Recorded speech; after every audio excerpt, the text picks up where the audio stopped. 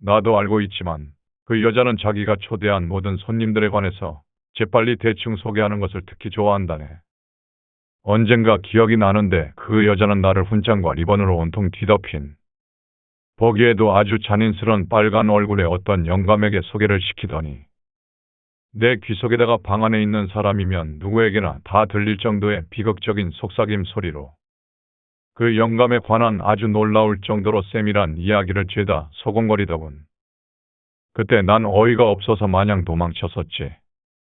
난 본디 내 스스로 상대하는 사람들을 파악하는 걸 좋아하니까 말이야. 그러나 브랜든 부인은 자기 손님들을 꼭 경매인 물건 다루듯 하거든. 게다가 그 여자는 손님들에 대한 설명을 깡그리 제 멋대로 슬쩍 해 넘기거나 아니면 그 사람에 대하여 위쪽에서 알고 싶은 것을 살짝 빼놓고는 다른 것만 죄다 말해주는 식이란 말이야.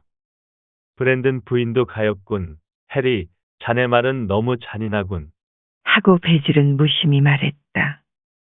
아니, 이 사람아, 그 여자는 살롱을 하나 내려고 했다네.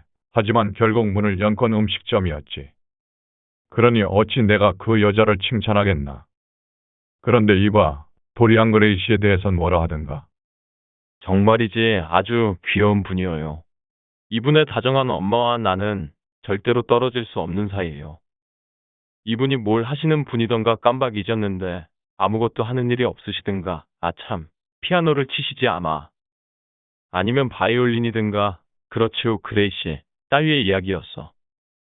우리는 둘이 다 그 이야기에 웃음이 터지지 않을 수 없었어. 그래서 우리는 대번에 친하게 되었지. 웃음소리로 교제가 시작되는 것도 나쁘지는 않지.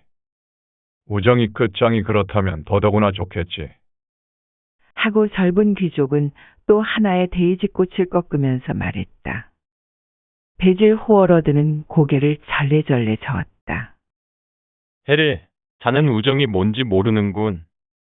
그런 점에서 저기가 뭔지도 모르고 있네. 자넨 누구나 다 좋아하고 있어. 즉, 자네는 누구에게나 무관심하다 이 말이야. 하고 베질은 중얼거렸다. 자네 굉장히 섭섭한 얘기를 하는군 그래. 하고 헨리경은 큰 소리로 말하였다. 그리고 모자를 뒤로 젖혀 하늘의 구름송이들을 우러러봤다. 구름은 몇 겹으로 얽힌 채 반짝이는 하얀 명주 시로라기처럼 끝없이 투명한 청옥색 여름 하늘을 둥둥 떠가고 있었다. 그래, 자넨 정말 너무 섭섭한 이야기를 하는군. 난 사람들을 엄격히 구별하고 있네. 내 친구가 되는 사람들은 얼굴이 잘생겨야 하고 그냥 알고 지내는 사람들은 호인이어야 하며 내 적은 두뇌가 명철해야 된단 말이네. 적수를 선택하는 데는 아무리 주의해도 지나치지 않아. 내 적수에는 병신 같은 인간은 하나도 없어. 내 적은 누구나 다 상당히 머리가 좋은 사람들이야. 따라서 그들은 모두 나를 인정해 준단 말이야. 그게 내가 아주 잘난 체 해서일까? 뭐 아무래도 조금은 잘난 체 하는 것이기도 한 것 같군.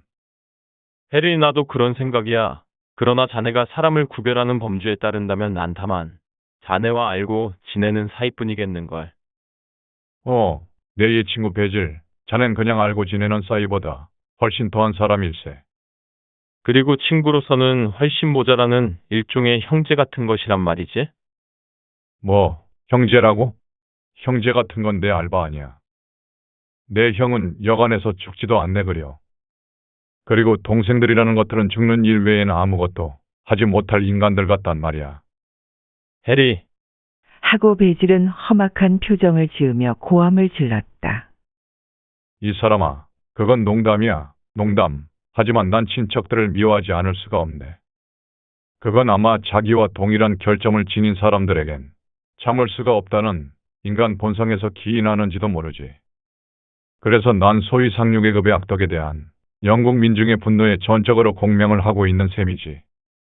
민중은 술주정, 어리석음, 부도덕 따위를 자기네의 특권으로 느끼고 있단 말이야.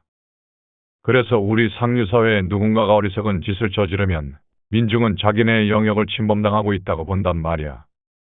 가엾은 사우드워크 군이 이혼소송을 했을 때 민중의 분노가 대단했지. 그러면서도 프롤레타리아트들 중 바르게 살아가는 치들은 거의 10%도 안 되는 것 같더군. 자네가 말한 것은 단 한마디도 찬성 못하겠네. 게다가 해리, 이 사람아, 자네도 자기 말에 찬성하지 않는 것 같은 기분이 드는걸. 헨리경은 뾰족한 갈색 수염을 쓰다듬고 장식술을 단학단 지팡이로 특허품 가죽 장화 끝을 톡톡 쳤다. 베질, 자넨 정말 영국적이군. 그런 관찰을 벌써 두 번째나 하는군. 진짜 영국인에겐 어떤 생각을 말해주면 그 말을 듣는 사람은 그 생각이 맞는 것인지 틀린 것인지를 절대로 꿈에도 생각해보지 않지. 그가 다소라도 중요하다고 생각해보는 것은 그것을 말한 본인 자신이 그것을 믿고 하는 소리인가 아닌가 하는 문제란 말이야. 이렇게 되고 보니 어떤 생각의 가치라고 하는 것은 그것을 말하는 사람의 성실성과는 전혀 관계가 없는 것이지. 정말이지, 그것을 말하는 사람의 성격이 불성실하면 할수록 그 생각은 더욱 더 순수하게 지적인 확률성이 있는 거야. 왜냐하면 그런 경우 그 생각은 그 사람의 욕구라든가 욕망 또는 편견, 그 어느 것에도 윤색되지 않기 때문이야. 하여튼 난 정치학이나 사회학이나 형이상학을 자네와 토론할 생각은 없어. 나는 원칙보다 인간을 더 좋아하네. 그리고 난 이 세상의 그 어느 누구라도 원칙을 갖지 않는 사람을 좋아하지. 도리언 그레이 씨에 관해서 좀 더 얘기해 주겠나? 얼마나 자주 그 사람을 만나고 있나, 베질? 거의 매일 만나지. 매일 그를 만나지 않으면 기분이 처져서 어쩔 수가 없네. 그는 내겐 절대 없어서는 안 될 존재이네. 이거 놀랐는데. 난 베질 자네가 자네의 예술엔 그 어느 것도 염두에 없다고 생각했더랬지. 그 청년은 지금 내겐 내 예술 자체야. 하고 화가는 엄숙하게 말해 나갔다. 난 가끔 생각하지만 세계의 역사 속에서 다소 중요하다고 생각되는 시기는 단지 두 개밖에 없는 거야. 그 첫째는 예술의 새로운 매체가 나타난 시기이고, 둘째는 역시 예술을 위한 새로운 개성이 나타난 시기이지. 유화의 발명이 베니스 사람들에게 썩 중요한 매체 구실을 했고, 안티노우스의 얼굴이 고대 그리스의 조각가들에게 중요한 매체 구실을 했는데, 이번엔 도리언 그레이의 얼굴이 언젠가 내게 같은 구실을 할 거야. 난 그 사람을 대상으로 초상화를 그린다든가 사생한다든가 스케치한다든가 하는 그런 단순한 것이 아니야. 물론 난 그런 모든 걸 다 했지. 그러나 그는 내겐 모델이나 대상 이상의 의미가 있거든. 내가 이렇게 말한다고 해서 내가 그를 대상으로 해서 지금까지 해온 일에 만족을 못 느낀다든가 아니면 그의 아름다움이 예술로서 표현해낼 수 없는 것이라고는 하나도 없다네. 그리고 내가 도리언 그레이를 만난 이래 지금까지 그려온 작품이 걸작이며 내 생애 최고의 작품이라는 것도 난 알고 있어. 그러나 그 뭔가 이상하게도 그의 개성은 내게 하나의 완전히 새로운 예술 수법, 하나의 완전히 새로운 스타일의 양식을 암시해 주었다네. 난 이제 사물을 다른 각도에서 보고 생각하게 되었거든. 난 이제 이전에 내게서 감추어져 있던 그런 방법으로 인생을 재창조할 수 있단 말이야. 사고의 나날 속에서 어려오는 형상의 꿈, 그런 말을 한 사람이 누구였지? 난 다 잊어버렸지만 도리언 그레이가 바로 내겐 그러한 존재야. 이 청년의 단순히 눈에 보이는 모습, 그는 사실 20살이 넘었지만 내겐 좀 어린 소년으로밖에 안 보인단 말이야. 어쨌든 그의 단순히 눈에 보이는 모습, 그게 무슨 뜻인지 자넨 다 이해할 수 있을까? 그 청년은 의식하고 있지 않겠지만 그는 내게 하나의 참신한 유파의 방향을, 그러니까 모든 낭만적 정신의 정열을 담고 있는 하나의 유파, 즉 그리스적인 모든 정신의 완벽성을 제시해 주었다 이 말이야. 영혼과 육체의 조화, 그건 얼마나 좋은 것일까? 우리 인간은 마음이 미쳐서 그 두 가지를 각기 갈라놓고 천한 리얼리즘과 공허한 관념성을 만들어낸 거야, 해리. 자네가 도리언 그레이라는 청년이 내게 얼마나 중요한 인물인가를 알게 된다면 정말 좋겠는데. 에그뉴가 내게 터무니없이 굉장한 가격을 치르겠다고 했지만 내가 팔지 않았던 그 풍경화를 기억하고 있나? 그 작품은 내 최대 걸작 중에 하나지. 그런데 왜 그게 걸작일까? 내가 그 그림을 그리는 동안 도리언 그레이가 내 옆에 앉아 있었단 말이야. 뭔가 묘한 영향력이 그에게서 나와 내게로 왔어. 그래서 나는 생전 처음으로 평범한 숲 풍경에서 내가 늘 추구하면서도 늘 놓치고만 경이를 발견했었지. 베질, 정말 굉장한 이야기인데. 나도 도리언 그레이를 꼭 만나봐야겠는걸. 그러자 배질은 자리에서 일어나 정원을 왔다 갔다 했다. 얼마 후 그는 제자리로 돌아와 말했다. 해리, 도리언 그레이는 내겐 단순한 예술의 한 동기에 불과해. 자는 그 청년 속에서 아무런 것도 찾아내지 못할지도 몰라. 나는 그 청년 속에서 온갖 것을 다 찾아내지. 그 청년의 이미지가 내 작품 속에 묘사되지 않을 때 사실은 가장 내 작품 속에 그가 존재하는 걸세. 그 청년은 내가 말했듯이 하나의 새로운 양식의 암시야. 나는 그림의 어떤 선의 커브 속에서 어떤 색채의 아름다움과 음영 속에서 그를 발견해내고 있는 거지. 그것뿐이야. 그렇다면 왜 그의 초상화를 출품하려 들지 않는 건가, 배질? 하고 헨리경이 물었다. 왜냐하면 나는 의도하지 않은 사이에 그에 대한 모든 이상한 예술적 숭배의 표현을 그 그림 속에다 어느 정도 집어넣고 말았거든. 물론 그러한 숭배의 마음을 그에게 말해주고자 한 적은 결코 없네. 그는 그러한 것을 전혀 모르고 있지. 앞으로도 난 그에게 그런 걸 알리지 않을 작정이야. 그러나 세상 사람들은 추측해낼지도 모른단 말이야. 그러니 난 세상 사람들의 그 천박하게도 냄새 맡으려고 하는 눈들, 그 앞에다가 내 영혼을 드러내고 싶지가 않단 말일세. 그 작품에는 너무도 나 자신이 많이 담겨 있어, 해리. 배질, 시인들도 자네처럼은 그렇게 신경을 쓰지는 않을 걸세. 시인들이란 책을 내는데 정열이 얼마나 유용한 것인지 잘 알고 있으니까. 최근에 실연이라도 하게 되면 중판을 막 내는 판이거든. 그래서 난 시인들이 싫다네, 헨리. 하고 배질은 큰 소리로 말했다. 예술가란 아름다운 것을 창조해야 하지만 그 속에다가 자기 자신의 인생에 대한 그 어떤 것도 불어넣어서는 안 돼. 우리는 지금 예술을 마치 자서전의 형식처럼 다루는 시대에 살고 있거든. 이렇게 해서 미의 순수 감각을 우리는 상실해왔어. 언젠가는 그게 어떤 것인지 세상에다 보여줄 거야. 바로 그러한 까닭으로 인해 세상 사람들은 결코 내가 그린 도리언 그레이의 초상화를 보지 못하게 될 거야. 아무래도 자네가 잘못 생각하고 있는 것 같아, 배질. 그러나 자네와 토론하는 건 그만두세. 토론하는 치들은 지적으로 상실된 인간들 뿐이니까. 이봐, 도리언 그레이도 자네를 그렇게 좋아하고 있나? 물음에 화가는 한동안 생각했다. 그도 나를 좋아하지. 하고 잠깐 있다가 대답을 이어나갔다. 그가 날 좋아한다는 걸 난 알고 있네. 물론 나도 그를 굉장히 추켜 세우지. 그리고 말하고 난 뒤에 잘못했구나 하고 생각한다는 걸 그에게 말하면 이상하게도 기분이 유쾌해지거든. 대체로 그는 내게 매력이 있어. 그래서 우리는 화실에 앉아 무수한 이야기들을 하지. 그러나 가끔 그는 굉장히 경솔해서 내게 괴로움을 주고는 진짜 기쁨을 느끼는 모양이야. 그렇게 되면 해리, 난 내 온 영혼을 어떤 사람에게 주어서 그 사람이 그것을 마치 자기 양복 저고리에 꽂고 다니는 꽃송이나 허영을 만족시키는 훈장이나 또는 여름날의 장식물처럼 다루고 있는 것 같은 기분이 든단 말이야. 배질, 장장하일이란 말이 있지. 하고 헨리경은 중얼거리듯 말했다. 아마도 자네가 그 친구보다 빨리 실증을 낼걸. 생각해보면 슬픈 일이지만 확실히 천재는 미보다도 오래 가거든. 그래서 우리는 과중한 공부를 하려고 온갖 고통을 다 겪는 거지. 사나운 생존 경쟁 속에서 우리는 그 무언가 영속적인 것을 원한단 말이야. 그래서 우리는 자기 지위를 지키려는 어리석은 희망에서 우리의 마음에다 이것저것 쓰레기 같은 지식들을 채우는 거야. 철저하게 박식한 인간, 그것이 바로 현대의 이상이란 말이지.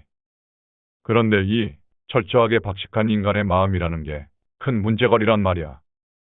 말하자면 호물상점 같은 것으로서 어느 물건이고 비싸게 값이 붙은 먼지 덮인 온갖 괴물 같은 것들의 집합이란 것이지.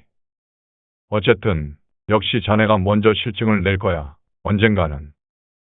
자네가 그 청년을 바라보아도 그 청년이 아무래도 조금도 그림이 되지 않을 것 같다거나 또는 그 청년이 갖는 색채 같은 것에 조화가 마음에 안 든다는 둥 하게 될 날이 올 걸세.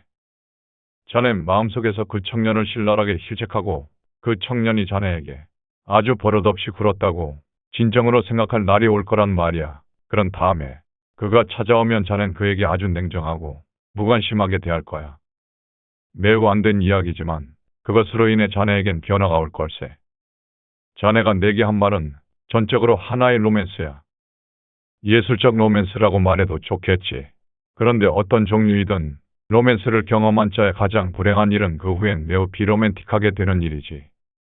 해리, 그런 식으로 말하지 말게나. 내가 살고 있는 이상 도리언 그레이의 개성은 나를 지배할 걸세. 내 기분을 자네가 느낄 수는 없을 거야. 자넨 변덕이 너무 잦아. 아, 베질 이 사람아. 그렇기 때문에 난 자네 기분을 느낄 수 있는 걸세. 연애에 충실한 자들은 연애의 소소한 측면밖에 모르거든.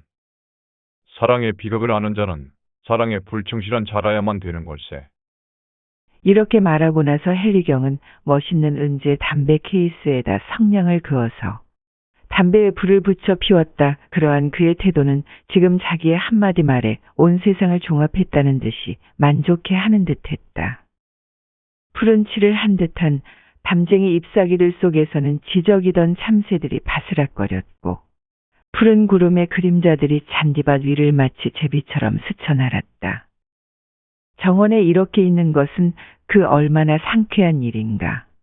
그리고 타인의 감정도 이런 경우라면 얼마나 즐거운 것이겠는가. 그들의 생각보다도 감정이 이런 경우에는 더욱 유쾌할 것이라고 그에겐 짐작이 들었다. 자기 자신의 영혼 그리고 자기 친구의 정열 이러한 것들이야말로 인생에 있어 황홀한 것들이었다. 그는 이렇게 베질과 오래도록 함께 있는 까닭에 놓치고만 지루한 오찬회를 상상하며 혼자 즐거워했다. 만일 자기의 숙모댁에 갔더라면 틀림없이 거기서 국보디 경을 만났을 것이고 거기서 오가는 모든 이야기는 빈민들의 급식 문제와 모텔 숙박소의 필요성 같은 것이었으리라. 거기에 모인 모든 계급의 사람들은 자기네의 생활에서는 실천할 아무런 필요성도 없는 그러한 여러 가지 미덕의 중요성을 역설했을 것이다. 이를테면 부자들은 절약의 가치에 대해서 이야기했을 것이며 게으른 자들은 노동의 존엄성에 웅변을 토했을 것이 분명했다. 그러한 모든 것을 피했다는 것은 즐겁기 짝이 없는 일이었다. 그가 자기 숙모를 생각했을 때 어떤 생각이 퍼뜩 떠올랐다.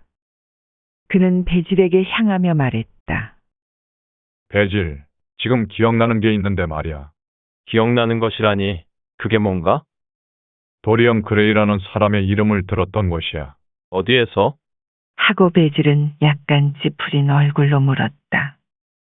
그렇게 화난 표정을 짓지 말게나 베질. 우리 숙모님, 에거더 부인 댁에서였네. 숙모님 말씀이 멋있는 청년을 발견했다고 하더군.